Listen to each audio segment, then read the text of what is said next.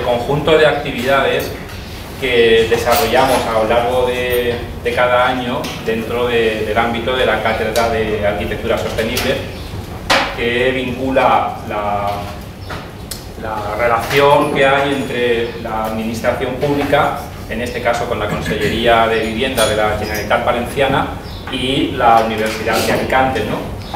Esa forma de trabajar entre administraciones para poder hablar y difundir de temas concretos, ¿no? En este caso, pues de ese concepto tan grande que es la arquitectura sostenible, ¿no?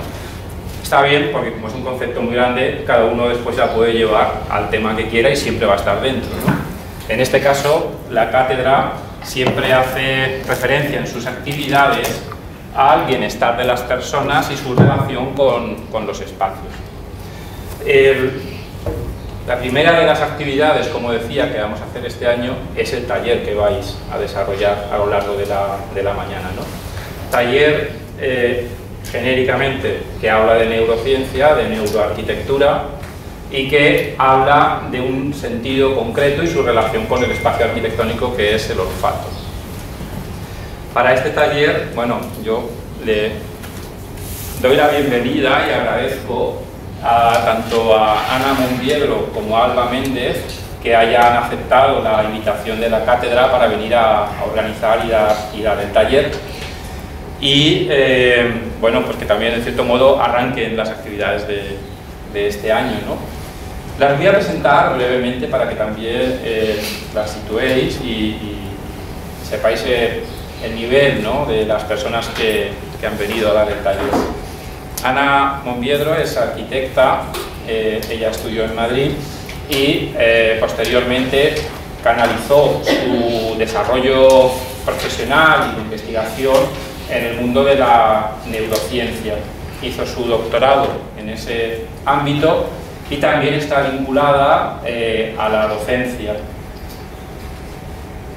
Ella, junto con Alba Méndez, que también es arquitecta, en este caso por la UPC, también ha desarrollado doctorado en el ámbito de la neurociencia y actualmente coordina proyectos de investigación industrial, pero que deriva lógicamente a la arquitectura. Entonces, bueno, con este panorama breve, pero yo creo que sí que permite situar tanto a Ana como a Alba en este mundo de la arquitectura. Por cierto, en la biblioteca tenéis el libro que ha publicado Ana de neuroarquitectura, porque bueno, merece la pena ojearlo. Yo creo que después de este taller, lo tenéis ahí, ahí está. Sí, yo he traído una copia también para leer un trozo, que iba a dejar uno yo en la biblioteca, pues ya no puedo. Bueno. Así que bueno, yo no voy a comentar nada más, les voy a ceder ya la palabra y que, bueno, a partir de ahora a disfrutar. Gracias, Antonio. Muchas gracias, Antonio. Qué bien, gracias. Bueno, voy a puntualizar brevemente. No tenemos la tesis entregada nosotras, no somos doctoras, es solo una puntualización porque creo que marca también un poco la diferencia, ¿no? Porque entregar la tesis son como palabras mayores. De hecho, el libro es la primera parte de la tesis doctoral, cambiada de registro. Entonces, muchas gracias por la introducción. Alba, ¿quieres decir tú algo? Bueno, Alba me va a estar echando un cable. La presentación de este primer trozo la voy a dar yo, pero en realidad estamos las dos con vosotros. Ahora, yo nos iba a presentar otra vez. Bueno, pero yo creo que ya, bueno, primero muchísimas gracias por la presentación y por contarme más cosas. Encantadas, digamos, uno de los propósitos que tenemos es poder transmitir todo este conocimiento que llevamos tantos años acumulando. Y luego simplemente, o sea, por añadir un poquito al comentario que ha hecho Ana, o sea, efectivamente no somos doctoras, o sea, es, digamos, otro nivel, o sea, tiene muchísimo mérito, ¿no?, el lleno de doctorado, pero sí que hemos enfocado mucho nuestra actividad a otro tipo de investigación, que es una investigación más aplicada a mercado y, o sea, con resultados mucho más directos, ¿no? Digamos, al final el doctorado, digamos, es más del mundo de las ideas. Y en la investigación industrial es como que buscamos investigaciones cortas que tengan una aplicación directa a corto plazo. Simplemente para que sepáis que también existe esa otra área de expertise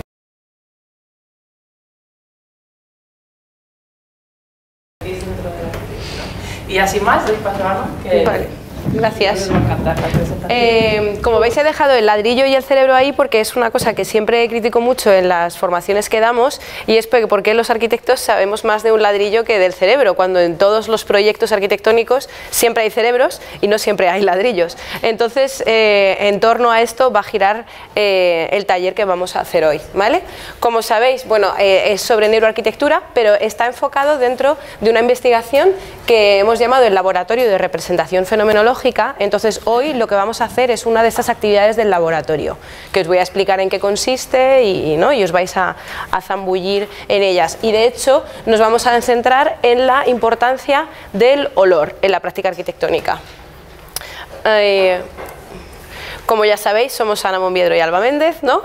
Somos equipo, juntas tenemos un estudio y lo que estamos haciendo es intentando aterrizar la investigación en la práctica.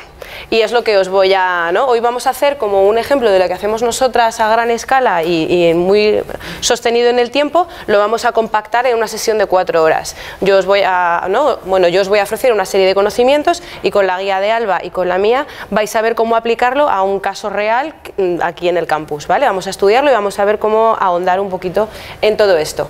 Entonces, yo soy profesora y soy alumna también, ya sabéis que todos aprendemos durante toda nuestra vida y creo que es mucho más sencillo cuando nos dan la información organizada. Entonces, por si queréis tomar nota, estas son las 4 cosas que vamos a hacer hoy, ¿vale?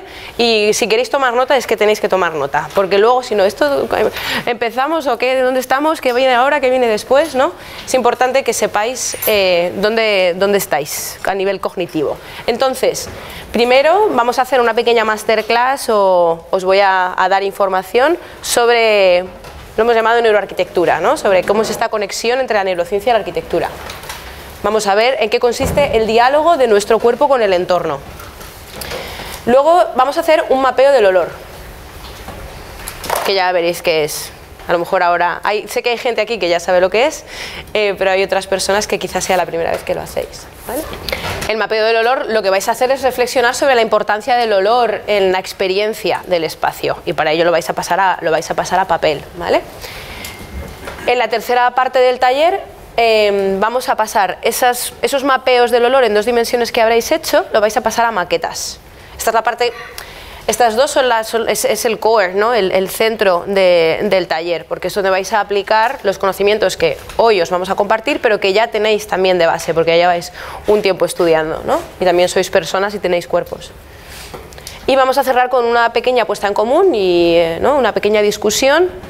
Y recordad que Alba y yo estamos, bueno, y Antonio también, ¿no? O sea, la idea es que es un diálogo, que vais a estar hablando con nosotros, no nosotras damos el conocimiento, vosotros os ponéis a trabajar y... No, sino que vamos a estar trabajando con vosotros, ¿vale? O sea que estas 4 secciones. Introducción o masterclass sobre neuroarquitectura, mapeo del olor, maquetas del olfato, puesta en común y cierre, ¿vale? ¿Cuáles son los objetivos del taller? O sea, cuando termine el día... Ahora mismo sois una persona, sois un tipo de persona, y cuando termine el taller vais a ser otra persona distinta, porque vais a haber adquirido una serie de conocimientos que ahora mismo no tenéis.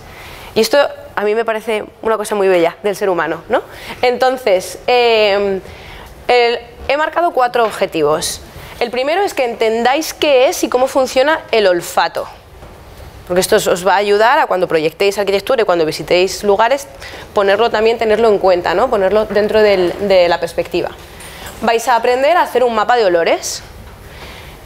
Cada persona tendrá que hacer un mapa de olores, ¿vale? O sea que esto es una entrega que tenéis que hacer. Vais a tener que escanearlo y vais a tener que enviarlo. Vais a hacer una maqueta de olores por cada equipo. Veréis que hay algunas mesas dispuestas en equipos de 4. Pues en cada equipo tendrá que terminar con una maqueta, ¿vale? Mínimo. Si queréis, podréis hacer 2 si queréis, pero por lo menos una maqueta. Y el último objetivo es que dialoguemos sobre esto que hemos aprendido. Entonces, por favor, quiero escuchar, si no yo a todos, Alba o Antonio, ¿vale? Todos queremos saber qué es lo que estáis obteniendo de esta sesión. Porque si no, no tiene sentido que hagamos estas sesiones. Si no hay intercambio, no hay valor, ¿vale? Pues vamos a empezar con la neuroarquitectura. ¿Quién ha oído hablar de esto en general, de esta palabra, de este tema? Que levante la mano, por fin. A ver, yo. Pues poca gente, ¿no? A ver, ¿y quién no ha oído hablar? ¿Sois los estudiantes los que no habéis oído hablar de esto? ¿Sois los que sois estudiantes aquí? Ah, pues es un tema muy candente hoy en día. O sea que me alegra un montón que sea la primera vez, qué bien, porque creo que os va a gustar mucho, la verdad. Bueno, yo digo que la neuroarquitectura es como el nuevo paradigma de la arquitectura. No es que haya edificios que son neuroarquitectura y edificios que no son neuroarquitectura. No, esto no es, ¿vale? Es una perspectiva que tiene que ver con cómo enfocas tú el diseño arquitectónico. Podemos hacerlo desde los materiales, desde la estructura, tal, o un compendio, ¿no? Podemos ser Norman Foster y tener como todo en cuenta, que eso sería como maravilloso, pero dificilísimo también. Entonces, el tema de la neuroarquitectura lo que hacemos es poner en el punto de mira o en el foco el sistema nervioso del habitante, ¿vale? Como ha contado Antonio, pues nosotros empezamos a investigar sobre esto hace unos años. Yo me formé en neurociencia cuando terminé la carrera porque precisamente durante la carrera no encontraba respuesta a muchas cosas que daban sentido para mí a la experiencia del espacio arquitectónico y tenían que ver con cómo funciona el cuerpo de las personas. Entonces, durante la investigación, debió ser como el año 2014-2015, di con un texto que os lo voy a leer porque fue el texto que me hizo ver que realmente existe una clarísima conexión entre la neurociencia y la arquitectura, ¿vale? Y está publicado en el libro que tenéis en la biblioteca. Yo iba a dejar este ejemplar, pero bueno, ya lo tenéis ahí, ¿vale? Para por si queréis consultarlo.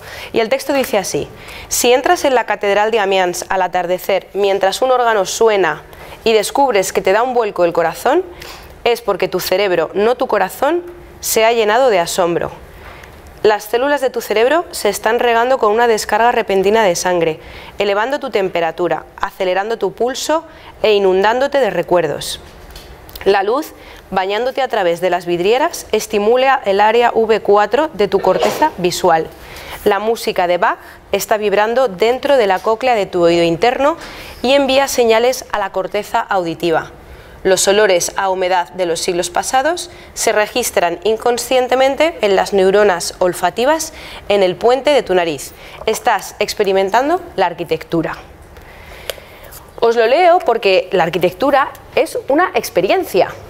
Y aquí John Paul Eberhard, que fue es arquitecto y que investigó mucho sobre neurociencia, lo plasmó súper bien en un texto. Ahora hay otro arquitecto que se llama Philip Ram, que también tiene muchos textos en los que habla de la experiencia del cuerpo en el espacio, etcétera, etcétera.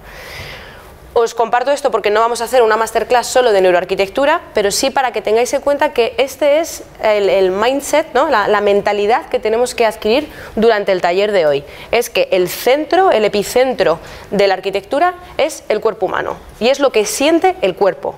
Y a partir de ahí sucede todo lo demás, ¿vale? Si hay algo que no se entiende o que queréis que explique un poco mejor, podéis levantar la mano y podéis preguntar, porque yo todo esto me lo sé súper bien, como podéis ver, pero quiero que lo entendáis, ¿vale?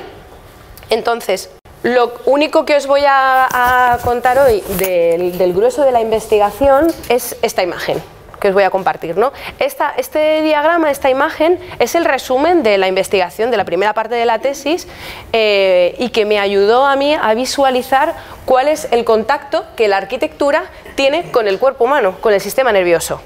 Porque cuando empezaba la tesis yo lo veía súper claro, pero la gente me preguntaba, o sea, ¿qué tiene que ver la neurociencia con la arquitectura? ¿Por qué estás estudiando neurociencia si has hecho arquitectura? Pues no te vas a trabajar a un estudio, ¿no? A construir. Y yo dije, pues es que hay un vacío, hay algo que me falta y tiene que ver con esto. Entonces, para que entendáis, ¿no? Y para que adquiráis esta mentalidad, esta perspectiva. La arquitectura es la combinación de materiales, espacios, volúmenes, ¿no? Aquí entendemos el espacio como planteó Euclides hace varios miles de años, ¿no? Entonces, esta combinación de materiales y de formas en el espacio lo que hace es que genera una colección de estímulos. Hace que la luz se mueva, que haya unos colores, que haya unos sonidos, que haya unos niveles de humedad, ¿vale? Y fijaos que hablo de arquitectura, pero no son solo cosas construidas, sino también la disposición de elementos vivos, la existencia de plantas, temas relacionados con la meteorología, con el clima, ¿vale? Todas estas interacciones entre las cosas existentes en el mundo, por así decirlo, generan colecciones de estímulos. Y estos estímulos que están en el espacio llegan a los órganos de nuestro cuerpo. llega a nuestro cuerpo. Esto es información sensorial que es procesada por nuestros receptores. Se llaman receptores, tenemos un montón de células por el cuerpo que según la información que reciban, pues generan una serie de movimientos internos. Y estos órganos, pues nuestra piel, nuestra vista, la nariz, ¿no? También los órganos internos, el estómago, todo lo que tenemos por todo nuestro cuerpo, lo que hace es que envía señales hacia dentro de nuestro sistema nervioso. Y no solo eso, sino que nuestro sistema nervioso también envía señales hacia afuera. Por eso cuando alguien te da un disgusto o te da una noticia o tal, hay una respuesta de tu cuerpo, se dilatan las pupilas, se te encoge el estómago. ¿Veis? ¿Entendéis este vínculo? Y hay varios tipos de reacciones, según sean desde el centro del cerebro, desde el cerebro emocional, desde el sistema límbico hacia afuera, hacia el córtex, o al revés, desde el córtex, desde la parte más externa, hacia adentro, ¿vale? Y la información, esto es un fluir constante. ¿Queda claro este movimiento de información? Tenedlo súper presente, ¿vale? Porque esta es la línea que vamos a seguir durante todo el taller.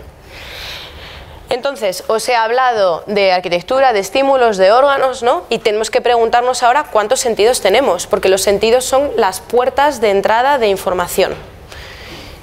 Haced una lista. Venga, una lista. A ver cuántos sentidos tenemos. Si os he preguntado cuántos sentidos tenemos es porque tenemos más de 5, ¿no? O menos.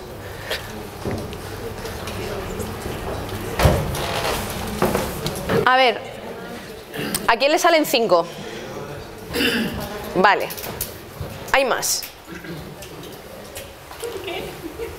Venga, a ver.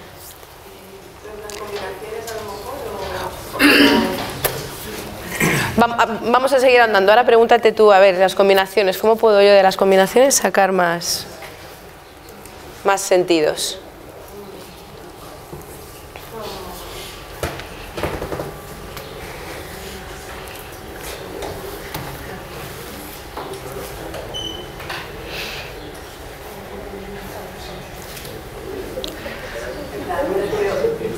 ¿Puedes, por ejemplo, saber el olor de chocolate solamente con la vista? Eso es un sentido.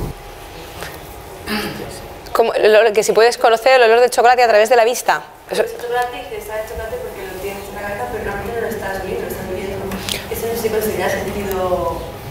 No sé. ¿Y cómo lo podríamos llamar? Eso sería, sí, eso es un tipo de sinestesia, ¿no? Sí, pero la sinestesia no es un sentido, es una manera de funcionar de los sentidos.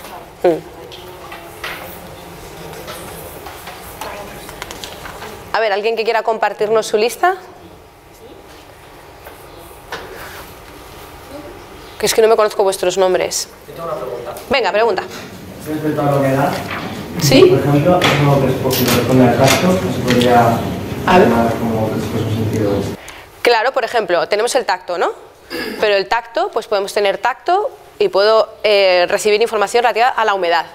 O tacto, información relativa a temperatura.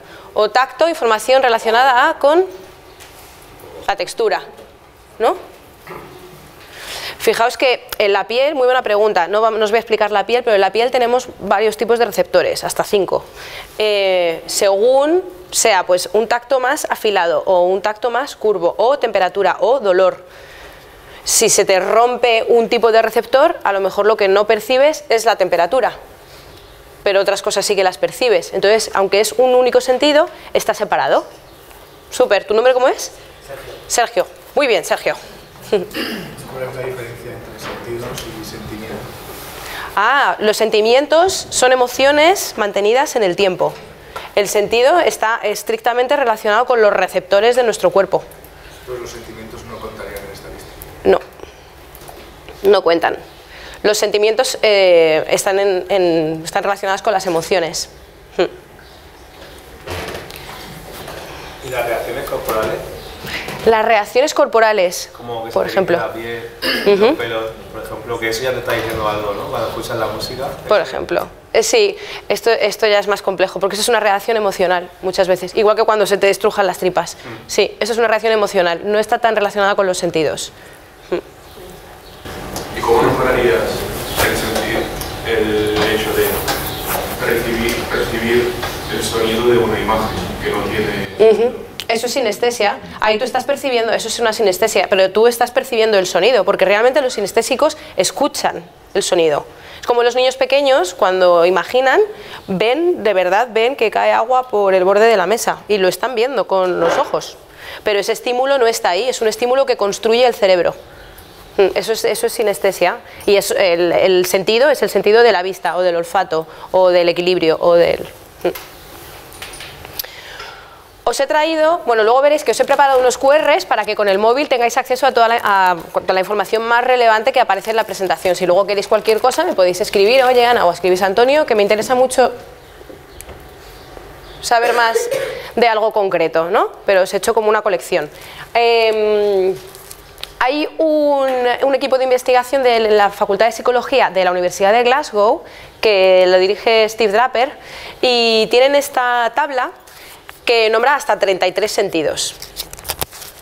Entonces, os la he facilitado para que veáis cuál es la clasificación que su equipo hace de los sentidos, ¿no?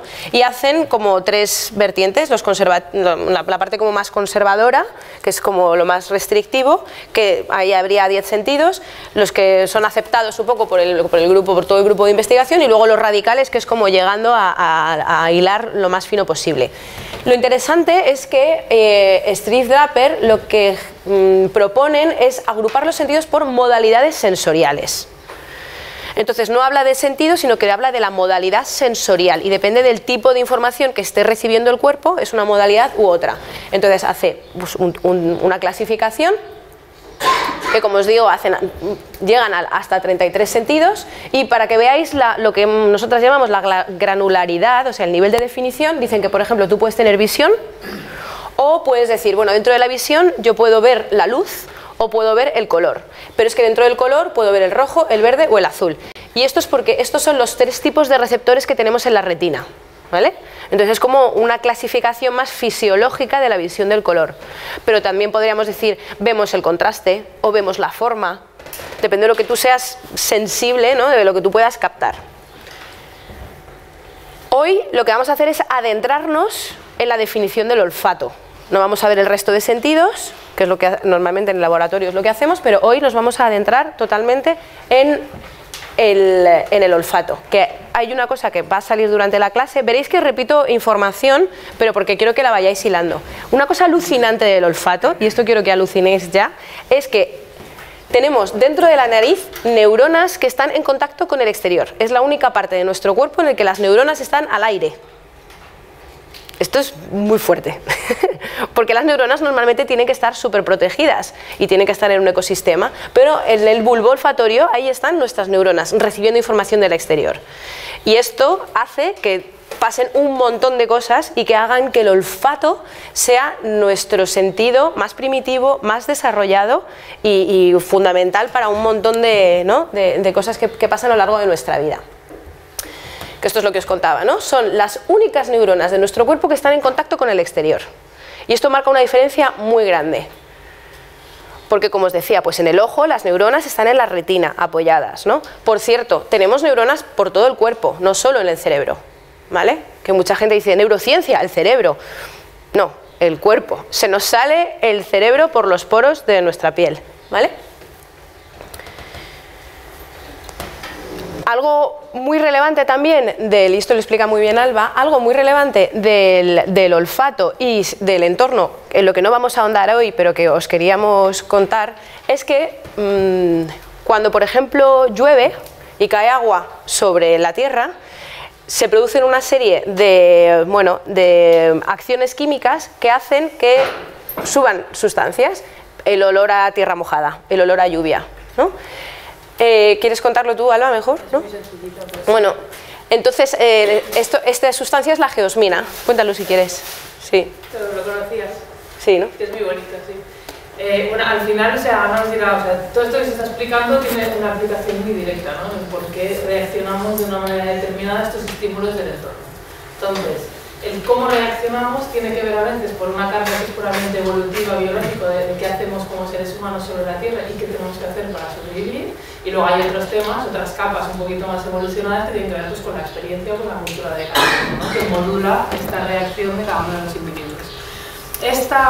La reacción que nosotros tenemos cuando leemos esto de la Tierra, ¿no? Es la geosmina, esa sustancia química que, digamos, que emite el suelo cuando está en contacto con partículas de agua, ¿vale? La reacción que nosotros tenemos es muy positiva. ¿Por qué es positiva? Porque al final ese olor a nosotros como seres humanos nos está indicando que en esa zona en concreto hay agua. Y el agua, como bien sabéis, es imprescindible para que el ser humano sobreviva. Entonces, ¿cuál es la reacción de nuestro cuerpo? El tener una reacción muy positiva y hacernos sentir muy bien. ¿Cuál es esta reacción positiva y hacernos sentir muy bien? Pues hay un investigador, ahora no recuerdo el nombre, que es japonés, que en Japón estudia mucho todo lo que tiene que ver con la relación con la naturaleza, que es que reducen el estrés hasta un 53%, está demostrado, y la presión arterial entre un 5 y un 7% también. Entonces, esto es neuroarquitectura, o sea, es ponerle ciencia a todo aquello que los arquitectos y otros profesionales hemos intuido desde siempre, que es que hay ciertos estímulos del entorno que nos proporcionan cierto bienestar, o por lo contrario que nos estresan y nos generan un malestar, ¿no? Entonces, esto es esta perspectiva de la que se está hablando constantemente. Y el taller de hoy tiene que ver con explorar esas interacciones simplemente desde la vertiente olfativa. De hecho, hay muchas otras vertientes, pero hoy nos vamos a focalizar en el tema olfativo. Es para que veáis una aplicación de todo esto que estamos haciendo, ¿no? Cualquiera nos hablará de la memoria, ¿no? La memoria de la emoción. Claro, que fijaos, Alba ha dicho una cosa muy importante, y es nuestro yo evolutivo, por así decirlo, genéticamente de dónde venimos. Las ciudades es algo muy nuevo en nuestra evolución. Compartimos genes con muchísimas especies, mucho material genético. De hecho, ahora veremos que de nuestro genoma el 3% está dedicado al olfato y a la visión solo el 1%. Entonces, vivimos en un mundo muy visual, pero no somos solo visión. Y el laboratorio, el taller de hoy, lo que vamos a hacer es entrenar nuestro sentido del olfato. Os daremos antifaces y vais a tener que ir oliendo por ahí, porque creo que vivimos muy desconectados del resto de sentidos. Esta es la razón de ser de toda la investigación. Y además, la geosmina es una molécula que se utiliza mucho en perfumería. Sí. Porque produce bienestar, claro. Que nadie os habrá dicho, buf, olor a bosque, ¿no? ¡Qué horror! No me gusta nada, ¿no? El olor a bosque. No, porque evolutivamente nos tiene que gustar. Igual que fireplace, una hoguera, ¿no? Estar alrededor de una hoguera. Produce bienestar. Es como la hoguera es el centro neurálgico de la interacción social, de todo sucede en torno a la hoguera, en torno al fuego. Entonces, bueno, nosotras estamos intentando recuperar esta conexión que como seres humanos, que como seres vivos, biológicamente hablando, tenemos con el entorno que habitamos y ver cómo trasladarlo a la práctica profesional, ¿vale? Entonces, como os contábamos, esto es como la carga teórica para que tengáis un poco de localizado el trabajo que hacemos, y hoy lo que estamos haciendo es un taller realmente. O sea que os vamos a contar en qué consisten estos talleres, en qué consiste el laboratorio de representación fenomenológica y cómo lo vais a aplicar. Y ojalá lo podáis aplicar en vuestros proyectos, incluso aquí en la escuela o más adelante, ¿no? Pero claro, ¿qué es la representación fenomenológica? ¿Qué creéis que es? ¿Qué puede ser la representación fenomenológica? Aquello que no se ve directamente, ¿no? Pero se siente o... Aquello que no se ve pero se siente, ¿vale? ¿Y la fenomenología? ¿Qué es la fenomenología? ¿Alguien ha escuchado hablar de la fenomenología antes? ¿No habéis escuchado hablar de la fenomenología? Tiene la palabra fenómeno, o sea que tiene algo que ver con algo que pasa, ¿no? La verdad es que no es sencillo, ¿eh? Y lo voy a intentar condensar hablando de la persona que creó este movimiento, que es Edmund Husserl. Él era filósofo y matemático alemán, y la verdad es que es muy alemán todo esto de la fenomenología, porque sí que es una manera bastante elaborada de percibir o de entender lo que nos sucede en nuestra vida, pero creo que voy a conseguir condensarlo. Entonces, por definición, o un poco de manera más académica o más rigurosa, podemos decir que la fenomenología lo que hace es que trata de la conciencia. Y entiende, desde la fenomenología, entendemos que la conciencia es un conjunto de actos que llamamos vivencias. O sea, nosotros somos conscientes de algo por ese conjunto de acciones que nos llevan a tener una vivencia. ¿Vale? Lo que pasa es que la conciencia, cuando pasa esto, cuando tenemos una serie de vivencias, nuestra conciencia elimina la existencia real de las cosas. Nosotros, cuando nos acordamos de cosas o cuando vivimos, tenemos experiencias, no lo hacemos separando todos los elementos o todos los objetos que formaban parte de esa vivencia, sino que es un todo global. La conciencia lo que hace no es que perciba elementos independientes, sino que lo que hace es como que los aprehende, los une, los enlaza, los dota de significado, los dota de emoción. Y entonces esta habilidad o característica que tiene la conciencia de coger todos los ingredientes y transformarlos en experiencia, eso es la fenomenología. ¿Vale? Entonces, una perspectiva fenomenológica, que es lo que tratamos nosotras, no tiene que ver con todos los ingredientes, sino con el outcome final, o sea, con la sensación, con el todo. Seguro que habéis escuchado la frase de que el todo es más que la suma de las partes. Pues esto es la fenomenología, el todo. No es la suma de las partes, sino la experiencia global final. Entonces, fenomenología y arquitectura están totalmente vinculados, porque la experiencia del espacio no es suma de estímulos o suma de percepciones o suma de materiales, es una experiencia fenomenológica. Y hay una cosa muy curiosa, y es que la experiencia fenomenológica es distinta en cada persona, porque cada persona tenemos un cuerpo, tenemos unas dimensiones, tenemos una memoria, tenemos unos recuerdos, ¿vale? Nosotras siempre decimos que la experiencia de la arquitectura es la concatenación de fenómenos y la raíz está en la sensación corporal. Entonces, lo que nos une a todos como seres humanos es esta habilidad de sentir el mundo. Luego, cada uno lo que sentimos, ¿no?, lo traducimos de manera ligeramente diferente. Pero esta habilidad de percibir es lo que nos enlaza a unos y a otros. La habilidad de ver, de oler, de recordar, de emocionarnos, etcétera, etcétera. El libro de la buena vida de Iñaki Ábalos. De Iñaki Ábalos. Un capítulo dedicado precisamente a la casa fenomenológica. Porque es que algo más fenomenológico que la casa. O sea, que es el hogar, ¿no? Y qué es lo que haces tú. Y nosotros siempre decimos, en casa a que tenéis diferentes asientos, diferentes espacios, y en cada uno haces una cosa distinta, porque te gusta, ¿no? A veces te gusta leer así, o te gusta ver la tele no sé cómo, o te gusta estar apoyado tal. Pues esa experiencia global, en conjunto de lo que está pasando, tiene que ver con esta fenomenología, con esta perspectiva casi desde el interior del cuerpo. Y esto es como lo más filosófico que traigo hoy, pero me parece una idea bellísima. A mí me gusta mucho la filosofía y he estado leyendo mucho últimamente a Epicuro, y habla sobre el dolor, ¿no?, y qué pasa, y sobre la muerte, y que dice, la muerte es que no tiene que preocuparte porque cuando llegue no vas a estar, no te lo vas a perder, o sea, le va a doler más a los que se quedan que a ti mismo, ¿no? Entonces, bueno, y se trata mucho la idea del ahora, y la fenomenología es eso, es el ahora eterno. Siempre es una experiencia, o sea, en cada momento tenemos una experiencia, que es este conjunto de fenómenos que van dando sentido a nuestra existencia. Entonces, en el taller de hoy vamos a centrarnos en la experiencia fenomenológica y vamos a tomar únicamente el olor como centro neurálgico de la experiencia, y vamos a ver cómo el olor nos proporciona esta experiencia del ahora. Seguro que habéis ido al cine, o a una piscina, a una guardería, a una clase de adolescentes, a un parque. El olor te dice ¿dónde estás?, sin que nosotros lo sepamos. Lo que contaba en el texto que os he leído de John Paul Eberhard. Tú entras a una catedral y si solo hueles o solo escuchas, tu cuerpo ya sabe lo que está y ya puede predecir qué tamaño tiene, de qué color es, ¿no? Todo viene a continuación, ¿no? Todo va surgiendo. El olfato es el sentido que da como esa primera puerta, que da ese primer paso.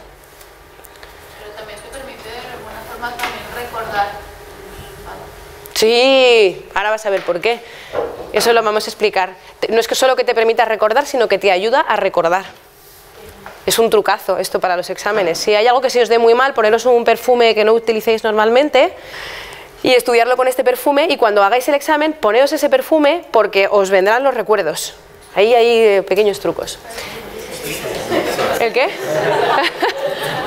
Ahora vais a utilizar todos el mismo truco en estructuras y entonces va a ser un... Por eso no se van a acordar de esto. Sí, ¿no? ¿Qué habéis aprendido? ¿Qué para...? Ya está. Acabas de matar.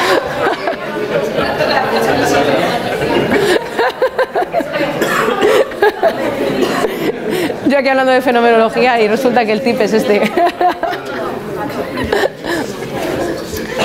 Bueno, entonces, os contaré ahora la relación entre el olfato y la memoria, ¿vale? Pero estamos hablando de representación fenomenológica.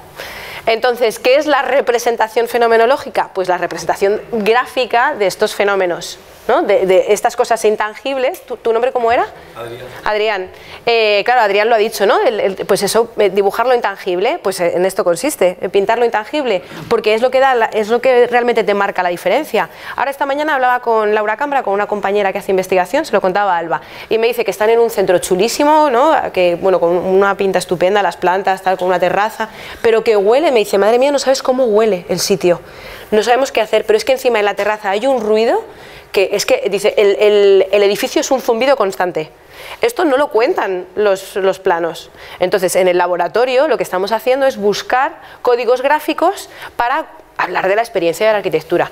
Y esto voy a ser súper pesada y es que tenéis que contarlo, porque además no es algo que se tenga que hacer de manera precisa, porque los olores se mueven, hay más intensidad, menos intensidad, pero ya te hace ver que hay algo más que paredes y puertas.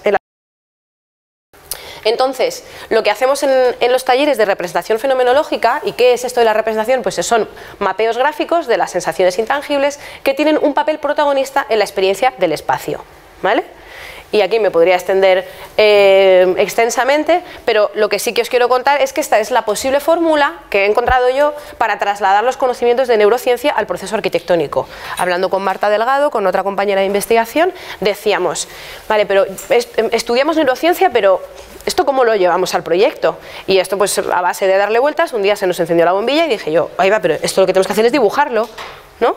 Y esto realmente ya se ha hecho. Ha habido otros arquitectos y esto hay muchos artistas, que hoy vamos a estudiar algunos de ellos, que ya han tenido esta intención. Entonces lo que vamos a intentar es trabajarlo cada vez más y agruparlo, y por eso hacemos estos talleres, ¿vale? Perdón. Entonces, esto es un laboratorio, forma parte de una investigación y como tal tiene una hipótesis, y la hipótesis es que un conocimiento en profundidad de nuestros sentidos nos lleva a crear una arquitectura más conectada con la experiencia. Esta es la parte más importante de mi investigación, porque estoy intentando probar que esto es cierto, que si nosotros conocemos mejor nuestros sentidos, nuestro producto como diseñadores, como espacio de interior, espacio de arquitectura, es una arquitectura más conectada con la experiencia. Y tenemos que ver pues cómo valorarlo, etcétera, etcétera. Entonces esta es la hipótesis del laboratorio de representación fenomenológica. Dentro del laboratorio, entonces, para poder desarrollar esta hipótesis, lo que hacemos es que ahondamos en el conocimiento de la fisiología detrás de los sentidos, que es lo que os voy a contar ahora cuando os explique cómo funciona la nariz, básicamente. Y entonces hacemos fases de teoría, como esta que estamos haciendo ahora mismo, y luego fases de práctica, como la que vamos a hacer después, y generamos documentación gráfica, el mapeo que vais a crear vosotros hoy, el mapeo, y hoy por primera vez vamos a hacer maquetas, es la primera vez que vamos a hacer maquetas tridimensionales. Entonces, este mapeo lo que va a hacer es cambiar el discurso gráfico que vais a utilizar para contar un espacio. Ya no vais a contar el espacio que vamos a analizar con líneas de sección y de proyección, sino que lo vais a contar con olores. Vais a describir el espacio que vamos a analizar teniendo en cuenta el olor que tiene, ¿no? Y aquí podríamos hacer un montón de iteraciones en el que a ver cómo cuentas una piscina, o cómo cuentas un cine, o cómo cuentas tu casa, o cómo cuentas un recuerdo, ¿no? Solo con el olor. Aquí os dejo para que exploréis, ¿no? Que este cambio en el discurso gráfico de la arquitectura tiene que ver con el cambio de paradigma que os decía al empezar el taller, con cambiar cuál es el significado del trabajo como arquitectura. Entonces, aquí es donde vemos si se cumple la hipótesis o no. Si cambiamos la manera que tenemos de contar la arquitectura, cambia hacia dónde ponemos el foco, hacia la experiencia o hacia la construcción, ¿no? Entonces, en el laboratorio, como ya podéis ir intuyendo, lo que hacemos es que estudiamos las bases neuronales de los sentidos, lo que os he contado en este diagrama, y vemos qué relación tienen con el espacio. Entonces estudiamos la vista, estudiamos el olfato, estudiamos el oído, estudiamos el tacto, en todas, como ha dicho Sergio antes, ¿no? O sea, el sentido del tacto, ¿qué es? Pues en todas sus vertientes. Y tenemos una colección de mapeos enorme sobre todas estas cosas. Entonces, sobre la vista, pues contamos, ¿no? ¿Qué pasa con la modalidad sensorial de la vista? Pues que podemos percibir contornos, contrastes, colores. ¿Qué pasa cuando una persona tiene acromatopsia? ¿Sabéis lo que es la acromatopsia? ¿Qué puede ser la acromatopsia? Que no ve los colores, que ve en blanco y negro. Hay un divulgador que se llama Neil Harbisson, que os recomiendo, que tiene acromatopsia, y no os cuento más porque es una pasada. Se llama Neil Harbisson. Neil Harbisson.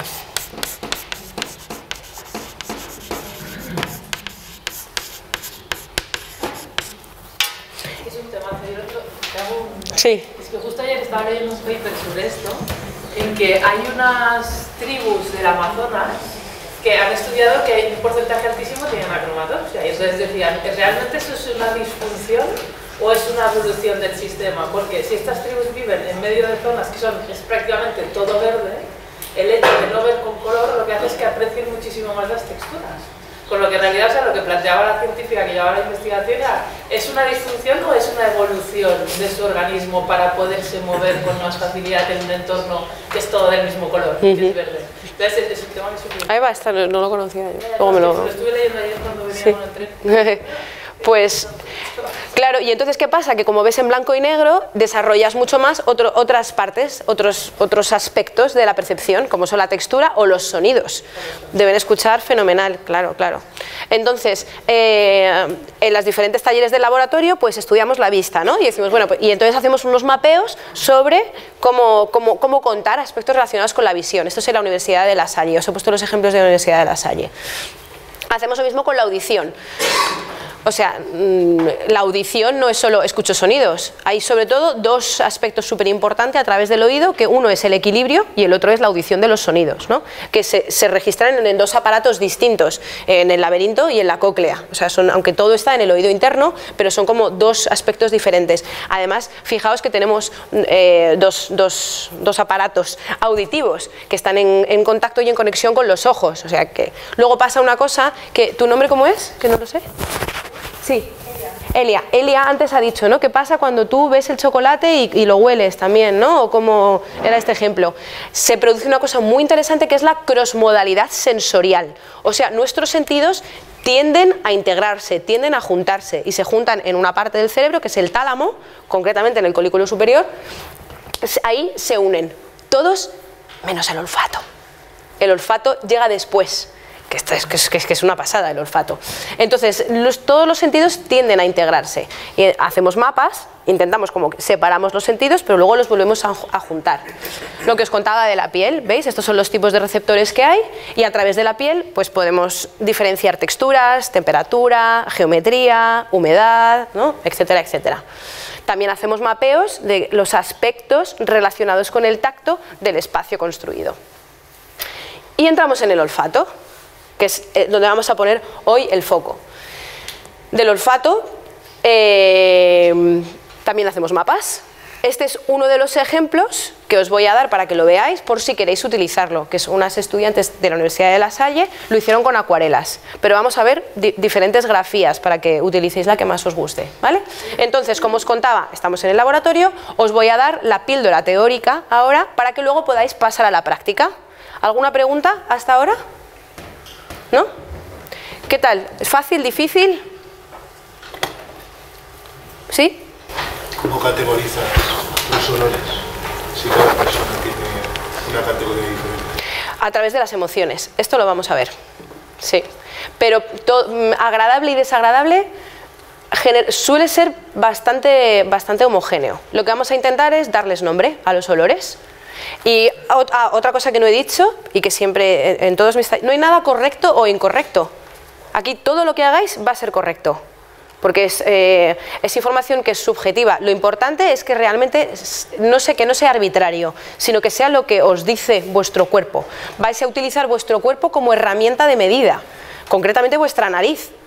Entonces tenéis que hacer un esfuerzo por dilucidar, ¿no? Y por entrenar. Hoy es la primera vez que lo hacéis. Ahí cuando hablo con Antonio digo, claro, son narices no entrenadas, porque seguramente, no sé, a lo mejor, ¿hay alguien aquí que haya hecho una cata de vinos, por ejemplo?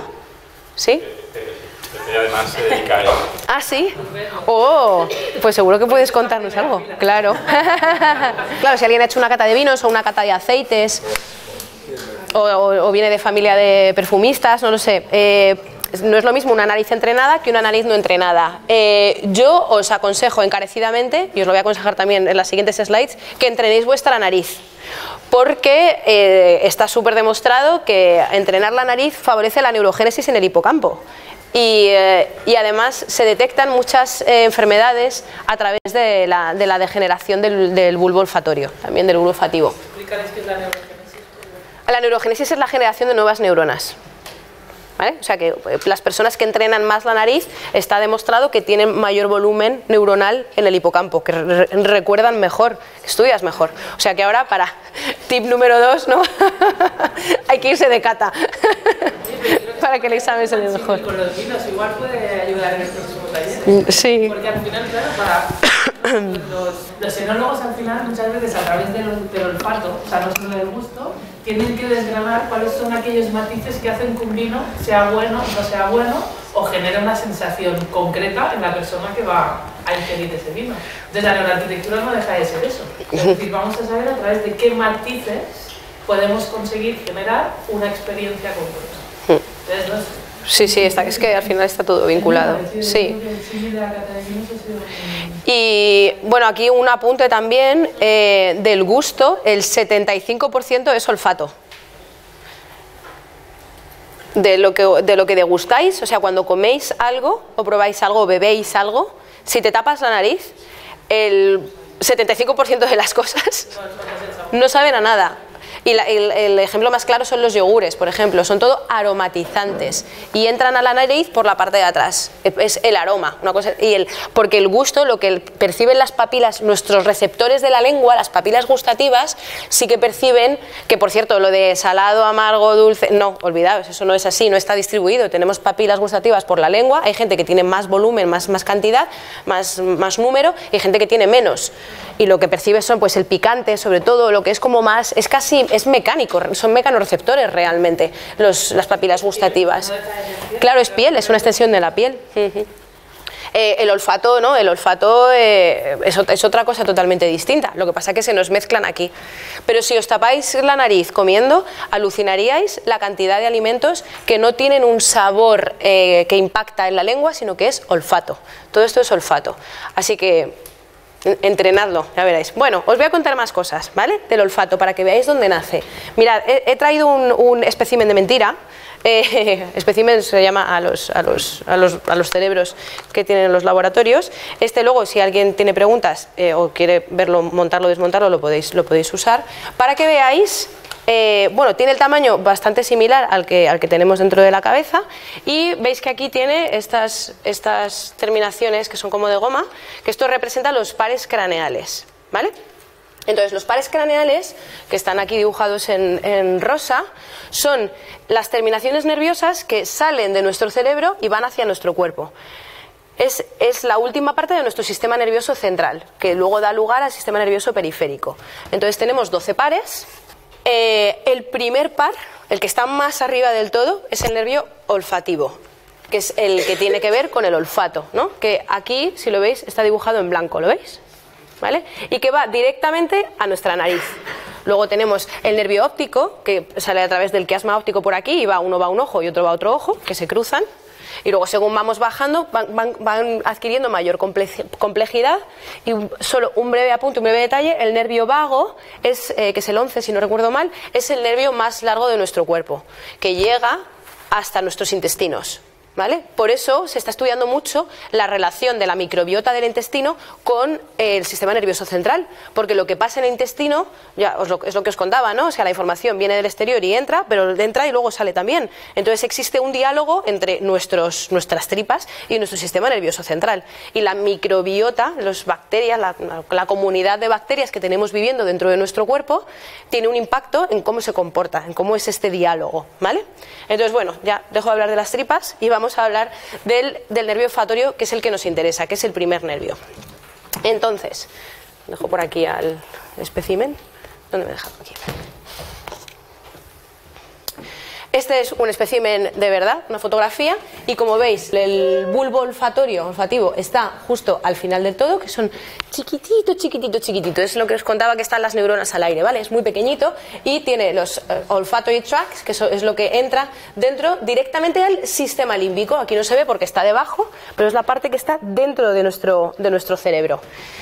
Durante muchos años, sobre todo pues durante finales del siglo XIX, cuando se empezó a estudiar más el cerebro y se hicieron todas las zonificaciones, pues todo el tema de Broca, el área de Broca, y se vio pues bien cuál era el córtex visual, se dio muy poca importancia al bulbo olfativo porque era muy pequeño y se pensaba que tamaño pequeño, pequeña representación, ¿no? O sea, poco importante. Pensaban que era más un tema de volumen, pero se ha descubierto que no, que pese a ser pequeño, tiene muchísima población de neuronas y que está muy conectado con el sistema límbico. Entonces, hay una neurocientífica que está divulgando ahora mucho, que se llama Nazaret Castellanos, que lo cuenta súper bien. Os he dejado en la bibliografía una conferencia suya específica sobre el olfato. Y está también Laura López Mascaraque, que es la presidenta de la red olfativa de España, que también os he dejado una charla suya por si queréis ahondar, ¿vale? Entonces, nuestra nariz es un filtro, realmente. De hecho, es muchísimo mejor, y vamos, es lo que tenemos que hacer, es respirar por la nariz que no respirar por la boca, porque por la boca no hay filtro, entonces todos los patógenos entran y se nos quedan en la garganta.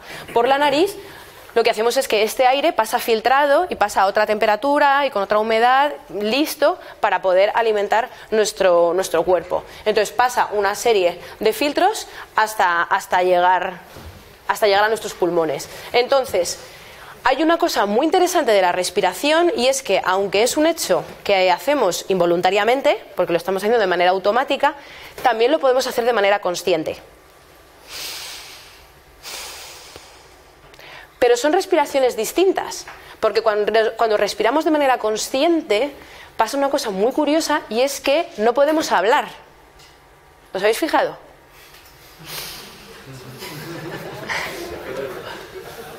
Es que es muy fuerte, ¿eh?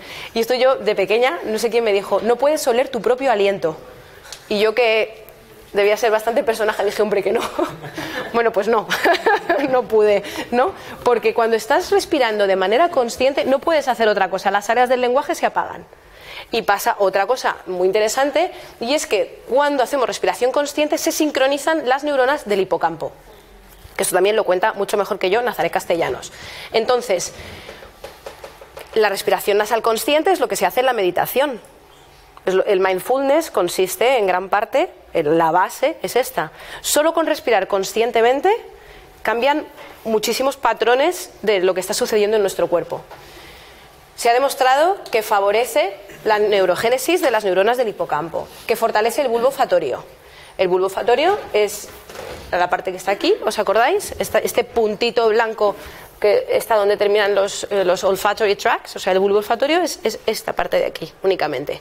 Entonces, si nosotros respiramos conscientemente o entrenamos nuestra nariz, el bulbo olfatorio como que se hace fuerte, ¿no? Tenemos mayor conciencia, tenemos mayor habilidad para discernir diferentes olores. Y esto hace que se frene la amígdala. ¿Habéis oído hablar de la amígdala? Y no están en la garganta, que alguien no sé quién me dijo, sí, en la garganta, y yo, bueno, pues no. Vale, la amígdala se llama así porque viene del latín de almendra, y es el núcleo más importante de nuestras emociones, que está justo detrás del bulbo olfatorio, ¿vale? Entonces, un bulbo olfatorio fuerte frena la actividad de la amígdala. Además, hacer respiración nasal consciente nos ayuda con la generación de recuerdos, con la memoria, porque está muy cerquita del hipocampo, ¿vale? Y por supuesto que elimina agentes patógenos y hace que respiremos aire limpio, no que si respiramos por la boca el aire no está tan limpio. Por orden, las áreas cerebrales por las que viaja la información, cuando el aire entra a la nariz, llega primero al bulbo olfatorio, ¿vale? Luego llega a la parte que se llama el córtex olfativo y directamente llega a la amígdala. Y después de la amígdala al hipotálamo. Y después del hipotálamo llega al tálamo. Y en el tálamo es donde se produce la crossmodalidad sensorial. ¿Vale? Sí. ¿De qué sirve que se frene la actividad de la amígdala? Que la respuesta emocional esté más calmada. Que tengas mayor... No me gusta utilizar la palabra control porque tampoco es tener control, sino lo que hablábamos de estar en el aquí, en el ahora. ¿Vale? La amígdala está muy relacionada con el estrés, con emociones negativas. Las emociones no solo se procesan o se generan o viven en la amígdala, sino que también viven en el lóbulo frontal, en una parte que se llama la ínsula, que está como enfrente. O sea, este es el bulbo olfatorio, la amígdala está como aquí detrás, justo, y esta es la ínsula, toda esta parte de aquí, que es parte del córtex, pero está pegado al sistema límbico, ¿vale? Entonces, claro, al estar tan cerquita, tiene mucho que ver con las emociones y con los recuerdos y con la memoria. Sí, se hacía. Y claro, lo que hay que hacer es entrenar el bulbo olfatorio. Sí. Porque si hay una malfunción, por así decirlo, de las emociones, pues si hay como un problema psicótico, por así decirlo, esto ya son temas como más de medicina, se retira, igual que se cortaba parte para la epilepsia se cortaba parte del cuerpo calloso, o sea, se hacen, ¿no? Bueno, se interviene en el cerebro para evitar que sucedan determinadas cosas, pero el impacto bueno, es terrible, o sea, es mucho mejor buscar otras alternativas no invasivas ¿sabes? Para no tener que intervenir, claro. Entonces, en el caso de, por ejemplo, si hay un problema con la amígdala, con las respuestas emocionales, se está viendo que la mejor manera de paliarlo es entrenando el bulbo olfatorio. Y de hecho, ahora, por ejemplo, con el COVID, que venimos de una época en la que el COVID es un virus, ¿no? Que hacía que perdiéramos el olfato. Si perdías el olfato, era un disparador de decir, a lo mejor tengo COVID, ¿no?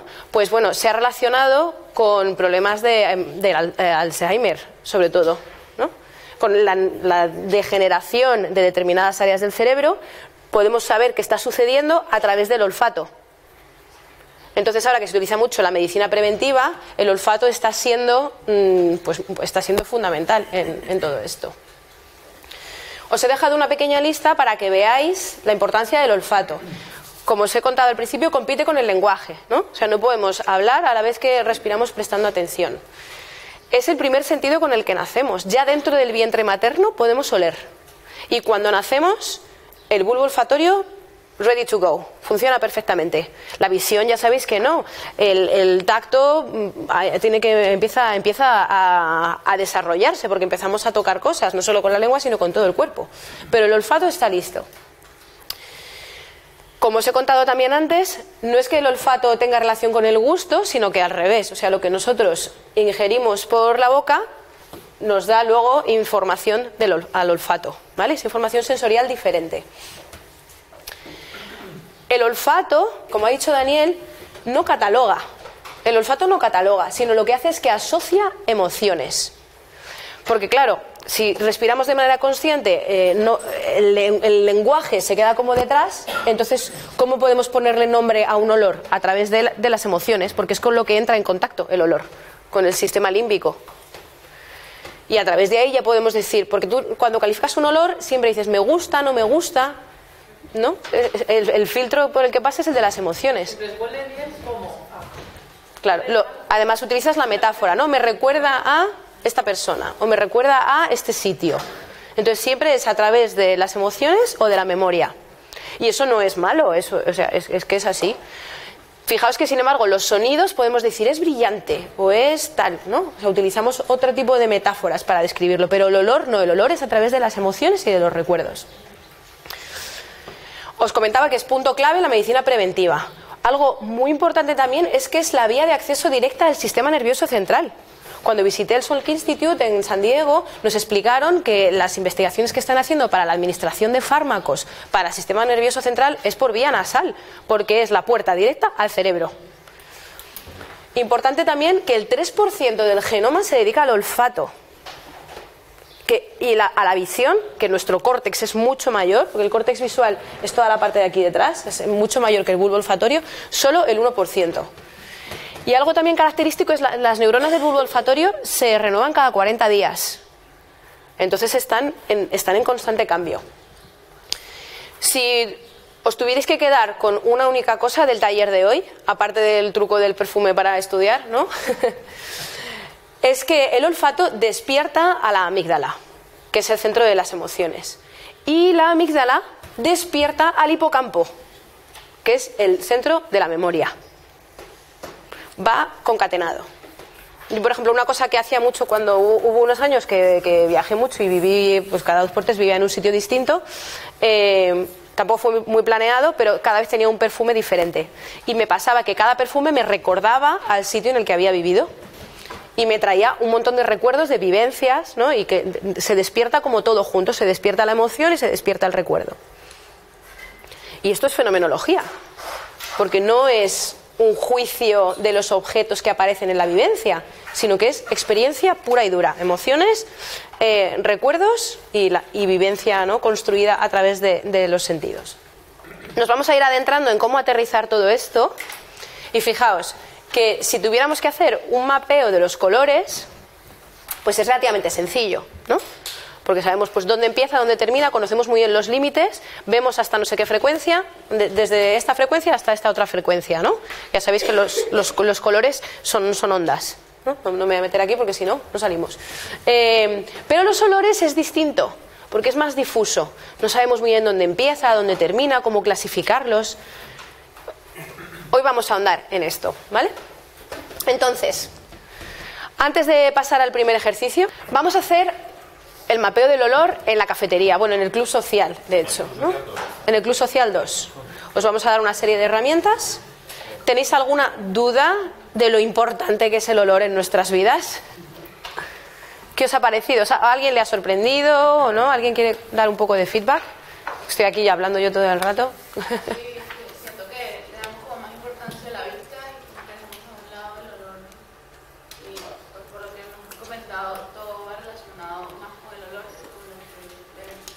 También interesante el comentario de que me acordé que hay mucho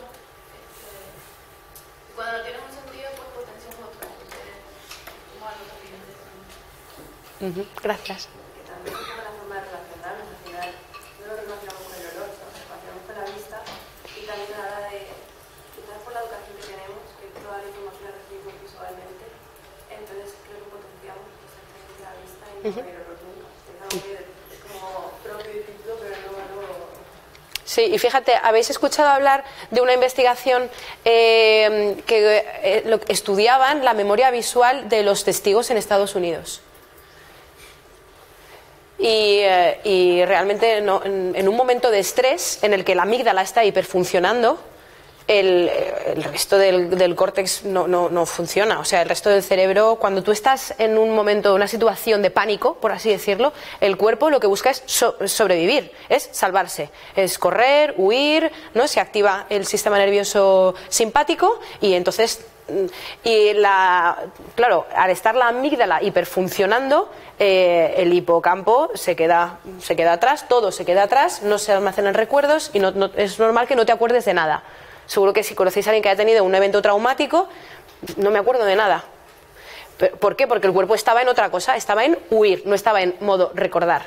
Entonces, cuando hablan con testigos y dicen, venga, reconocimiento visual del culpable, ¿no? Y salen ahí los 4 tipos, así que no se parecen ninguno al otro. Pues estoy convencida, era este. No, es muy normal que fallen. que de hecho una chica me dio un golpe con un coche hace un montón de años, que me dio ella porque yo estaba en Uceda con el Volvo que me había regalado mi abuela, que era un tanque que no veas, y la chica iba a una entrevista, estaba nerviosísima y me dio, bueno, un golpe, un mini golpe, nada, una cosita súper chiquitita. Salió del coche, yo la veía temblando y diciendo, tranquila, no es que tal cual, y digo, bueno, rellenamos, no te preocupes, esta es que voy a una entrevista, no encuentro tal, llegaría tarde, no lo sé, no sé su historia, yo sé la mía que estaba ahí quieta. Y a los 2 o 3 días me llamó y me dice, es que estoy con el parte y no puse el color de tu coche. Era blanco, ¿verdad? Y yo, no, es rojo. Y me dice, no, era blanco. Y yo, mi coche es rojo. Y ella convencida de que era blanco. Y digo, bueno, no sé. Dice, tengo hasta una mancha blanca y todo. Y digo, no tengo ni idea. Yo digo, pero mi coche te prometo que es rojo. O sea, entonces fijaos cómo de la memoria visual realmente no nos podemos terminar de fiar. Por eso dices, no, yo tengo memoria visual y me pongo los apuntes todos de colores. Bueno, a lo mejor te funciona un poco, pero te va a funcionar mejor lo del perfume.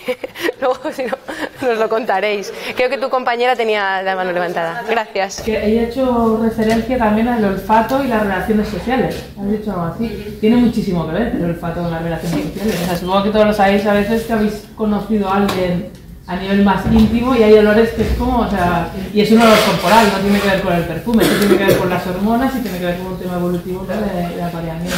O sea, que el olfato por ahí también tiene mucho que ver en cómo te relacionas con los demás y en la información que percibes de los demás.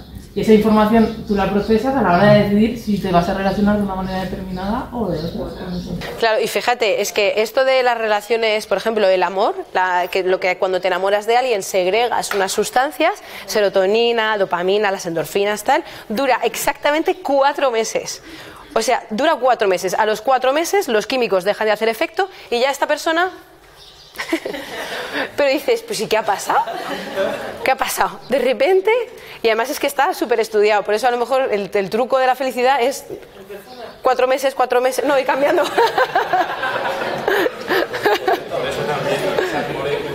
Esas moléculas. Claro, con lo cual si queréis hacer un perfume tenéis que echar esto más esto, geosmina y moléculas, ¿no? Sí, pero está muy relacionado. Sí, gracias, Alba.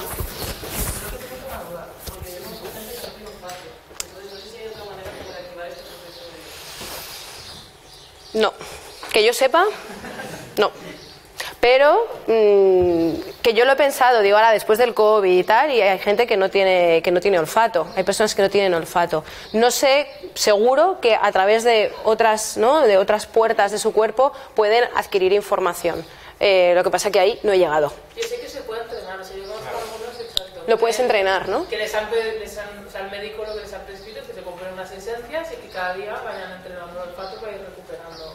No sé si tendrá que ver con lo que has comentado. Los 40 días, claro, de la regeneración neuronal, mira. La regeneración, las nuevas igual vuelvan a recibir la información.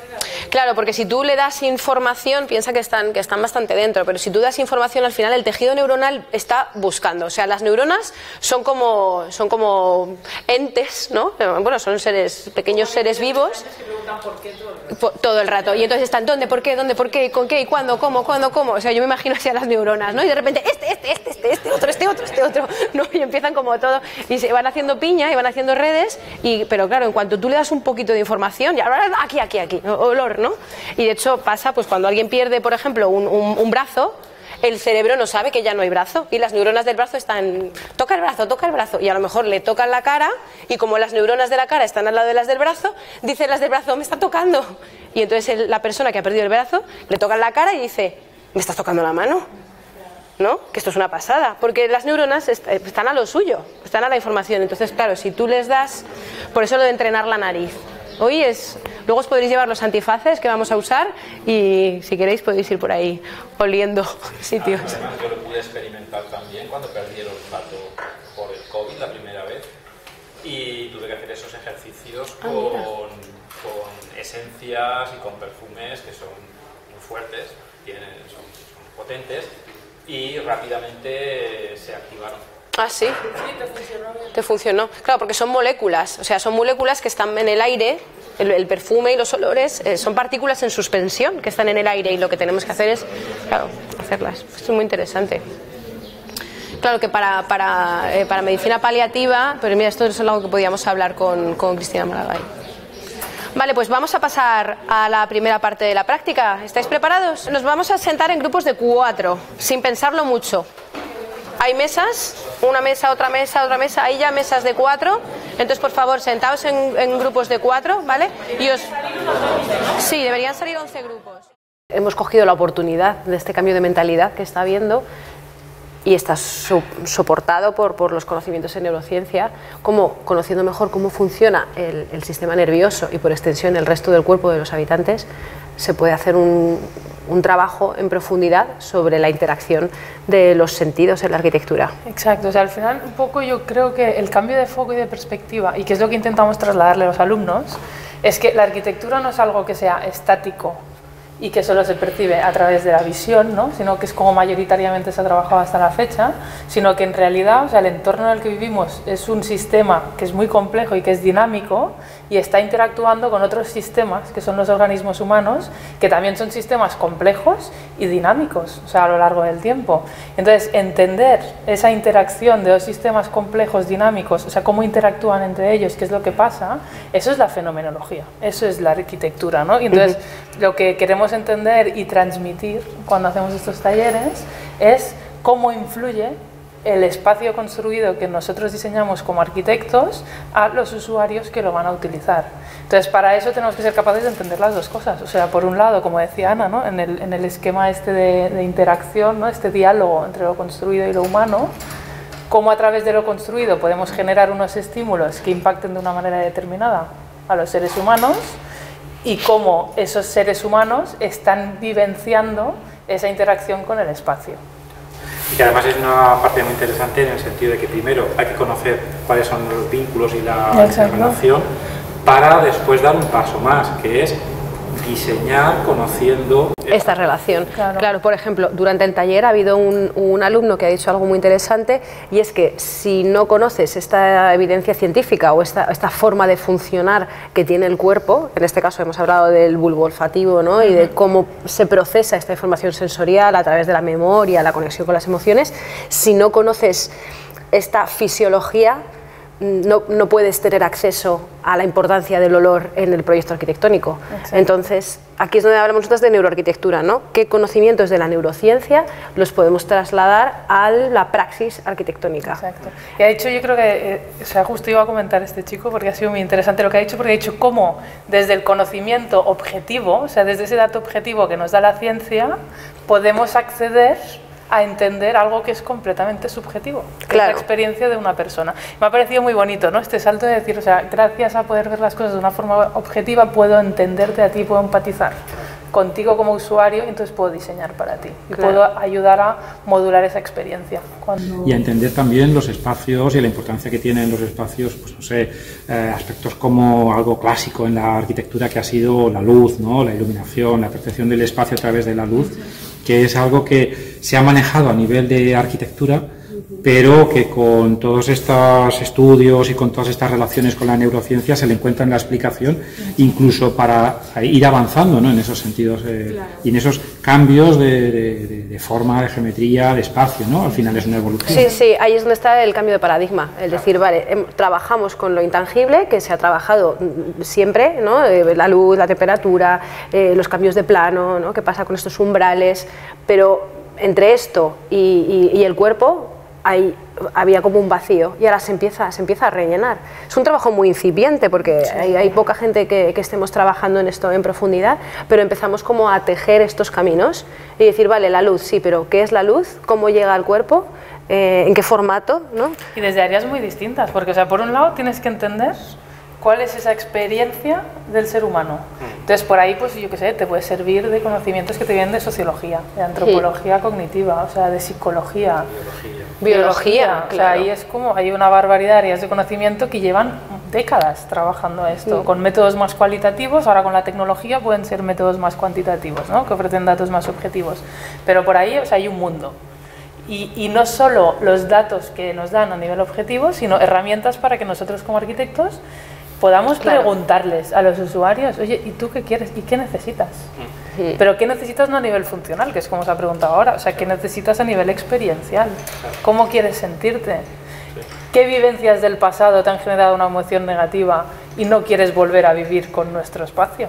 Necesito saberlo para no cometer ese error cuando diseñe, ¿no? Y luego, aunque estamos como hablando del cambio de paradigma, ¿no? Y el cambio del enfoque y de la perspectiva, es como es redibujar una nueva disciplina que muchas veces nos dicen, ¿no? La obsesión de la arquitectura por considerarse arte. Y es bueno, no estamos casi más cerca de la salud que del arte en este caso, sí, porque nos estamos preocupando por cómo es esa vivencia fisiológica, cognitiva y socioemocional. Y los sentidos nos dan la clave para empezar a entender este intercambio. Exacto. Y haciendo investigación, la parte del laboratorio, y es parte de lo que nos hemos mostrado hoy a los estudiantes, hay muchas personas que se han preocupado, pues como Kate McClick, ¿no? la investigadora que hemos nombrado, se han preocupado por grafiar estos intangibles del espacio que condicionan la experiencia. Entonces no es realmente algo novedoso, porque yo no lo calificaría como algo que fuera novedoso. Lo que quizás sí que sea novedoso es el aglutinamiento de toda esta información. Es la perspectiva, es la perspectiva en la que estamos tejiendo estos puntos que se han trabajado de forma aislada. Yo creo que la neuroarquitectura lo que hace es matarlos. Es como los juegos estos de niños pequeños que sigue los puntos, 1, 2, 3, 4. Y de repente se te dibuja el mapa. Se te dibuja el mapa, pues claro, estamos en eso. Estamos poniendo orden a los puntos, intentando dibujar un mapa que tenga sentido. Entonces, para eso, pues obviamente seguimos elaborando estos puntos aislados. O sea, a veces en nuestras investigaciones, pues lo que hacemos es elaborar una estrategia de diseño concreta que tiene un impacto concreto sobre los usuarios y que ahora se queda como una isla allí que no está conectada con nada. Pero a través de todas estas investigaciones la idea es que consigamos tejer una malla que sea continua y que tenga sentido. Pero vamos con nuestro trabajo y el de muchos otros profesionales que claro, están sumando. Es que esto solo tiene sentido si se hace en este tipo de entornos. Sí. Porque pues eso, los testimonios de los estudiantes durante el taller han dado, ¿cómo se dice? ¿No? Han enriquecido el proceso. Sí, y que han dado fe de esto. Sí. Es que porque a base de compartir la información y como machacarla, ¿no? Y leer y ver cuáles son estos puntos del mapa, diferentes maneras de enlazarlo, ver qué impacto tiene, este viaje de lo subjetivo al objetivo y vuelta. Este que es lo realmente complejo de solucionar, solo podemos como fluidificarlo a base de trabajarlo, y tiene que hacerse con mentes jóvenes que no tengan miedo ¿no? Y todavía ha habido algún estudiante, ¿no?, que durante el mapeo decía, bueno, tengo que dibujar los límites de la cafetería y los muros. Se dan cuenta del encorsetamiento que supone el sesgo euclidiano. Es un encorsetamiento. La geometría al final nos condena porque te obliga a pensar en unos parámetros que están desconectados de la experiencia, porque la experiencia no es cartesiana. Lo cartesiano nos sirve para parametrizar y para encontrar unas reglas del juego, pero en la experiencia, en la fenomenología, en el aquí y ahora, no existen reglas. Existe la arbitrariedad, el libre albedrío, y esto que se ha visto siempre como una pega, porque dificulta, al final dificulta el no poder parametrizar o no poder sacar manuales, pues dificulta la ejecución. Exacto. Pero es la belleza, realmente. Y entonces yo creo que ahí también, hablando otra vez, ¿no?, del cambio de paradigma, tiene que ver con esto, ¿no?, con esta interacción de los sentidos, y yo siento que hoy lo hemos trabajado bastante bien, sí, y que los alumnos, tengo la sensación de que se han empapado, ¿no?, de yo esto. Creo que sí, bueno, se notaba, ¿no?, toda la dinámica ha sido... Sí, que lo voy viendo también se nota, esas cosas se notan, ¿no? Sí.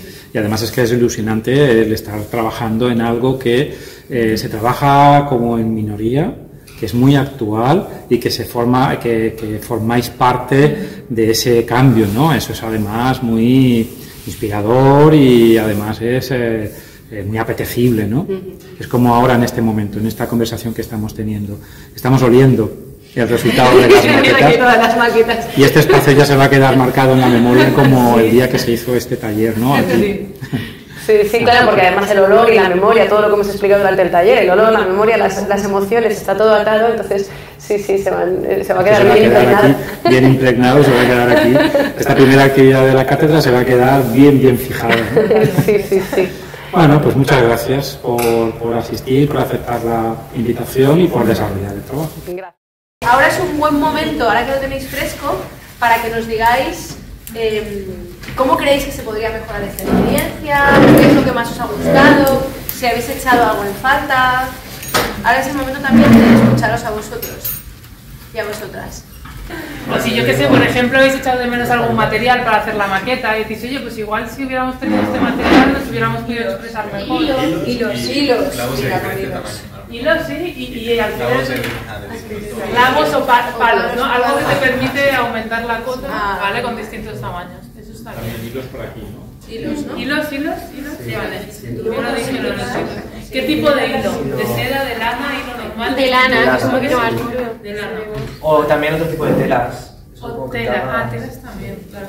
Tela también, ¿vale? María, ¿tú qué decías? Sí, no, la carpintería, por ejemplo, cuando vas al sitio y tienes que... Ya, es que no la teníamos, sí. Eso sería interesante. Es que no la teníamos. No lo hemos Entonces contado. sí lo podíamos dibujar, Claro, pero bueno, que está bien es que tenerla. inicialmente iba a ser en el botánico, esto lo hemos contado, no había pero nada. hubo un plot twist. Al final porque no había olor. Y eso que había llovido. Y yo pensaba, a lo mejor la G2 viene, pero no. Entonces tuvimos que cambiar la localización.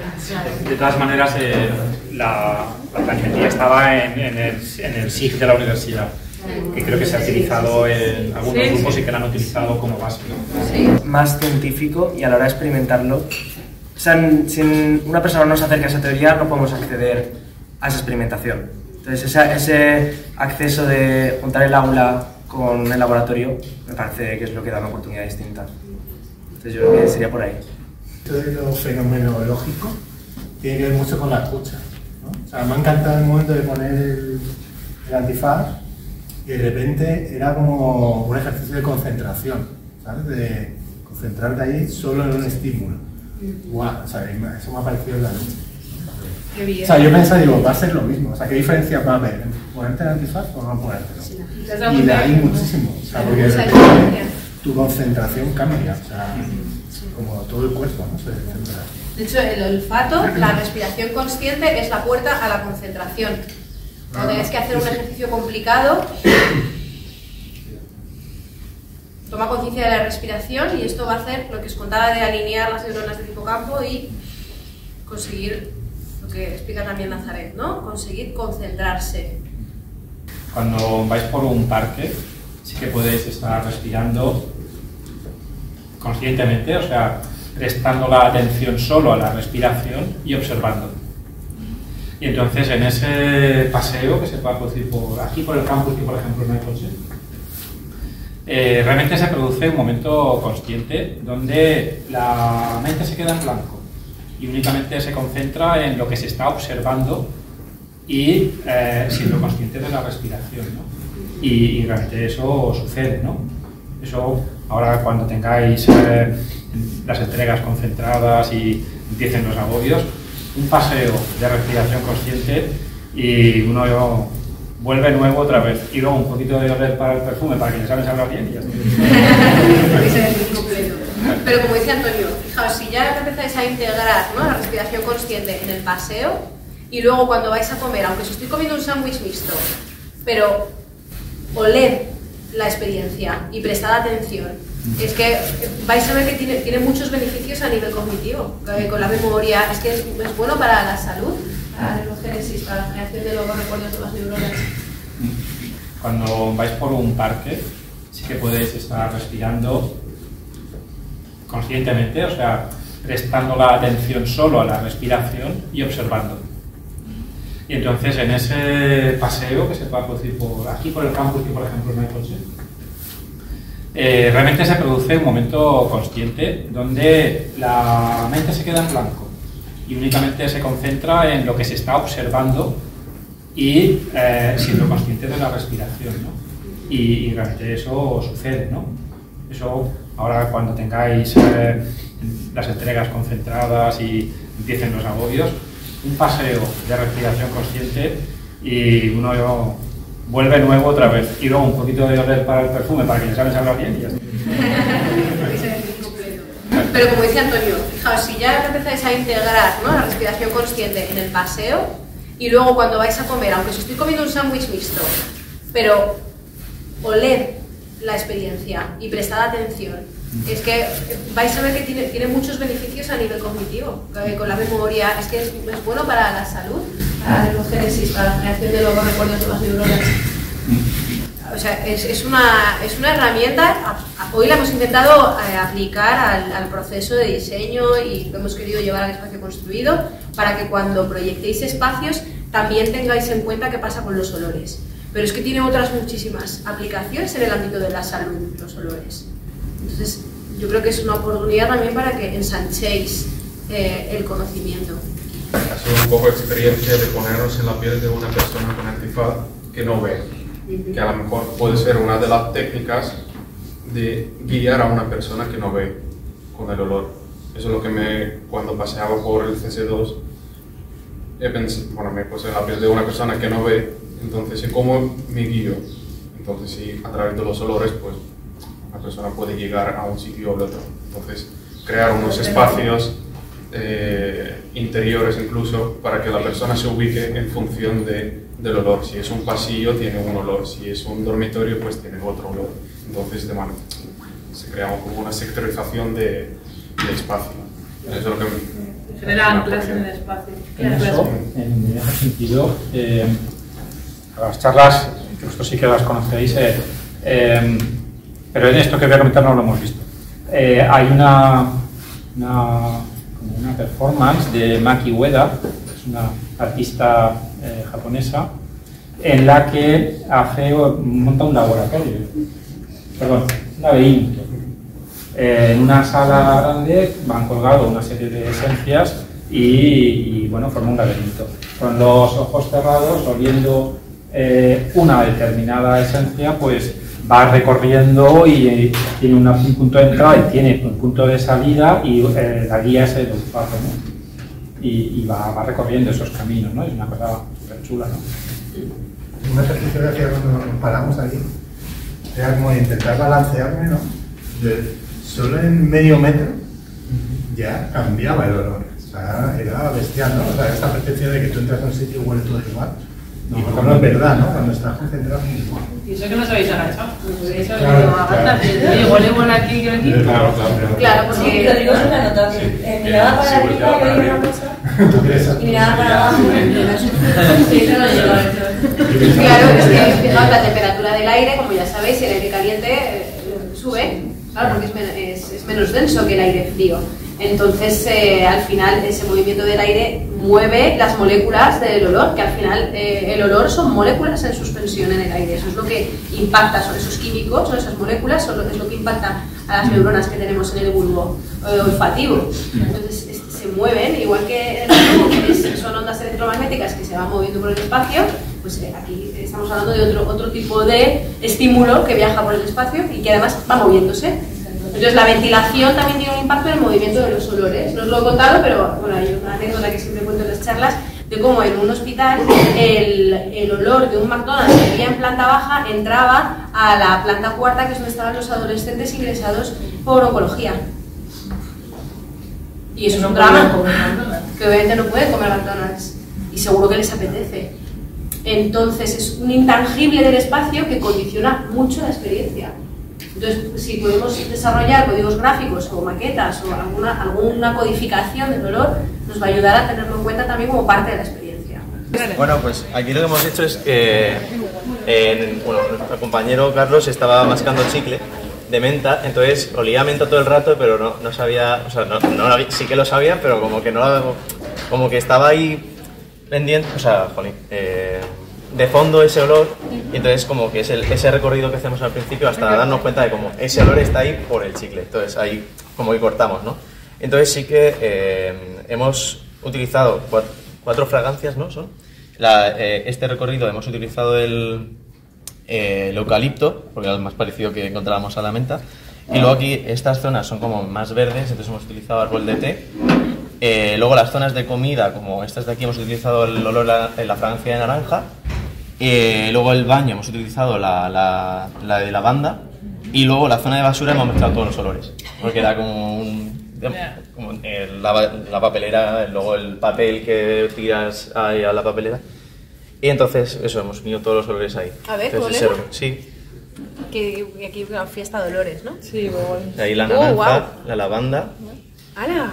Este el árbol de té. Sí, es verdad, ¿eh? Y luego el recorrido ese hace como ese menta, eucalipto. ¿Y las distintas cotas? Eso es porque había más intensidad de olor. Es por intensidad, no es por cota, de aquí huele y aquí no huele. No, era por la intensidad de olor. Más o menos. Vale. Aquí no olía mucho, también hemos puesto menos fragancia. ¿Esto es comida? Sí, esa es como la zona de comida. Os recomiendo que la habláis, porque... Oliendo maquetas. Muchas gracias. ¿Cómo es tu nombre? Jorge. Jorge, gracias, Jorge.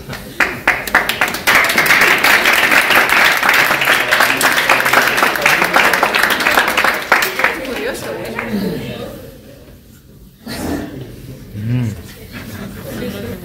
Venga, ¿alguien nos quiere explicar alguna más? Esta, ¿no? Hacemos otra de algodón y luego alguna de las otros materiales, ¿vale? Bueno, a mí porque me ha parecido sugerente que habéis hecho el algodón, sí. Esta, pues, a partir de la experiencia, pues, identificamos que como que lo que según nosotros era como lo que olía mal y lo que olía bien. Y ahí encontramos como que parecía curioso que en el centro del club social, que es donde está más la comida, coincidimos en que como que no olía como que a mucho. Y eso que estaba allí la comida, entonces decidimos hacer la maqueta como parte del algodón blanco, que es esa parte donde para nosotros no olía nada, pero a partir de ese espacio pues fueron entrando como otros olores, que para nosotros era como el olor a limpio, que es el flip, como esa relación de limpio y agradable. Luego está ese neutro, que era el blanco, como que lo más limpio en cuanto a olor, y ese olor desagradable de asco, que era ya relacionado a la zona del baño. Y los microondas. Y los microondas. Entonces quisimos como que ir separando el algodón y que se fuera como una especie de nube y que se uniera todo, pero a la vez no. Entonces como generar en la maqueta como esa idea. ¿Y habéis utilizado fragancias también? Sí. ¿Y qué fragancias habéis utilizado? Pues, bueno, que sean aceites esenciales. Sí, La de menta y la de lemongrass. Ajá. Menta y lemongrass. Y la blanca no le hemos puesto ninguna. Sí que es verdad, es frizz total. Claro. Ah, sí, ¿no? Sí. A ver. Es verdad, muy bien identificado. Pues sí, sí. Y el blanco no estamos nada. Ya no huele a nada. Está muy bien, Sí, sí. Es total. Es frizz. Sí. Claro, muy bien, chicas, enhorabuena, Y veo que aquí habéis hecho el recorrido, ¿no? Sí, hicimos como el claro, recorrido para y ver cómo va cambiando. Y bueno, han salido como con diferentes colores los olores que hemos ido sintiendo. Por ejemplo, el rojo sería ese olor a almuerzo, desayuno que hemos estado, está como por todo el entorno. Y el azul era como sensación de limpio también, en la zona de baños. No habéis utilizado aceites esenciales, ¿no? No. Bueno, sí. Un poquillo. Pero los dibujos. Bueno, con la pintura ya hemos ido bastante. Muy bien, muy bien. ¿Qué os ha parecido más difícil entonces? ¿Pasar a la maqueta? Sí. ¿Sí? ¿Habría sido mejor con otro tipo de material? ¿Pero era por el material o porque el paso a la tercera dimensión os ha bloqueado un poco? El olor, sí, algo que no vemos también es difícil. También es porque pero gráficamente lo habéis hecho súper bien. Imaginaros que cuando alguien 2D. fuma que tira el humo, o sea, al final esa nube de humo es una representación bastante visual de la nube de olor. Claro. Entonces, imaginaros cómo representaríais eso en una maqueta. Alguien fumando y ese es el ejemplo. Porque son partículas en suspensión. Esto es el ejemplo que os he puesto del perro. Los perros pueden oler, casi que ven, ¿no?, el volumen de sustancia que hay de ese olor de algo que cayó o que estuvo ahí hasta hace 2 años atrás. O sea, si ahora mismo se tira un helado de chocolate aquí, dentro de año y medio viene un perro y huele ese helado de chocolate que hubo hace muchísimo tiempo. Que eso, o sea, tienen el olor temporal, que es una, ¿no?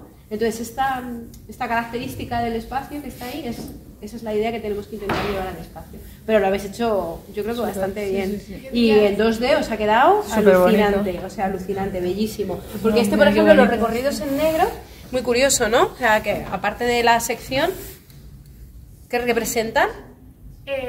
Bueno, es que yo diría que lo que nos ha pasado es que nos hemos puesto a dibujar y ya quedaban 10 minutos.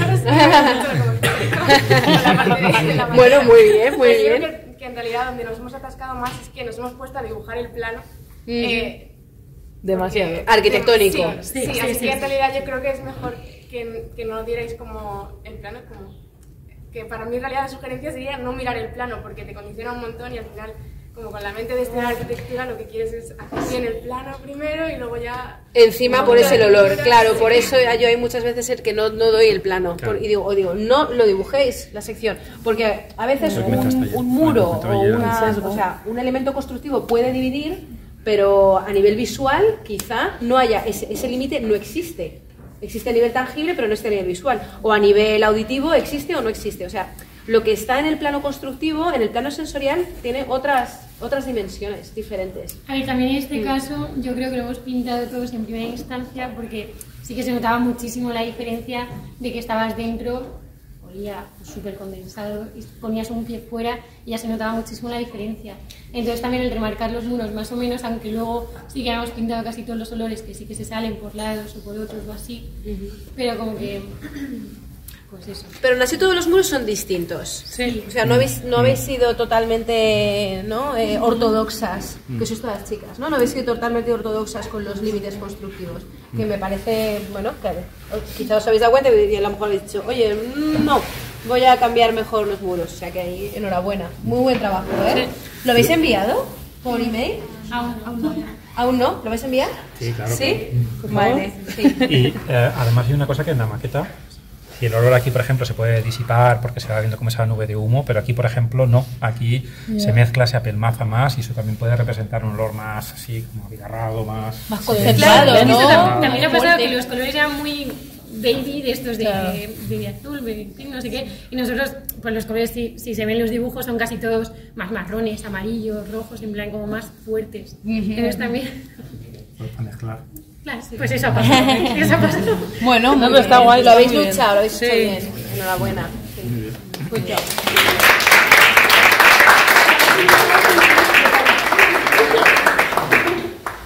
Por aquí. ¿Queréis que veamos alguno más? No sé cómo vamos de tiempo. Uno más y ya está. Venga, uno más. Bueno, este también ha sido un poco de último momento en la maqueta y que nos hemos centrado bastante más en los dibujos y luego siempre hay que hacer la maqueta. Y teníamos de material esto, pero no habíamos visto el algodón y entonces dijimos que los olores eran, sobre todo el olor del café y distintas etapas del café y la tostada, y también hay olores como de comida, que serían como los verdes, y el café serían los naranjas. Y entonces lo que veíamos, que tal vez se podría haber quedado como una masa un poco más uniforme, sería el azul, como esa sensación de humedad y de condensación que había todo el rato dentro, porque hicimos todo, o sea, todos hicimos la ronda de olores solamente en el interior, entonces como que todo el rato teníamos ese olor constante de como condensado y que luego hemos tratado de ir abriendo con los olores que percibíamos aparte de ese. Como incisiones de que de repente llega el café, el olor intenso, de repente... Claro, había límites más difusos y había olores muy concentrados, como una burbuja de repente. Sí. Vale. ¿Habéis mandado los dibujos? No.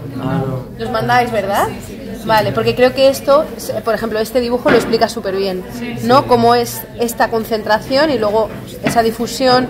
Aquí hay uno que se mezcla más, claro, muy bonitos. Muy bonitos. Sí. Son todos muy bonitos. Enhorabuena. Y aquí una pregunta, ¿por qué habéis marcado esto más? Quería marcar, o sea, lo he puesto luego aquí en este, que los colores que son como blancos, ese condensación constante que lo he notado, y luego quería marcar las partes que no he llegado a oler. Entonces por eso quise hacer ese bloque negro de no esto, es que esto no estaba aquí, por eso no puedo decirte lo que es. Está por descubrir, como en los videojuegos, cuando vas bloqueando zonas. Claro, sí.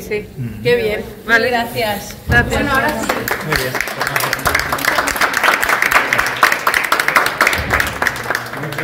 Muchas gracias, bueno, Ana, Alba, Francisco, los que habéis asistido que no estáis en el aula, los que habéis asistido que no estáis en la asignatura y lógicamente a los que estáis en la asignatura, faltaría más, ya por lo menos tenéis 0,001 punto más en el y bueno, yo creo que para ser la primera actividad que hacemos en la cátedra este año, pues ahora tenemos un problema porque empezar con una actividad así obliga a que las siguientes sean por lo menos igual.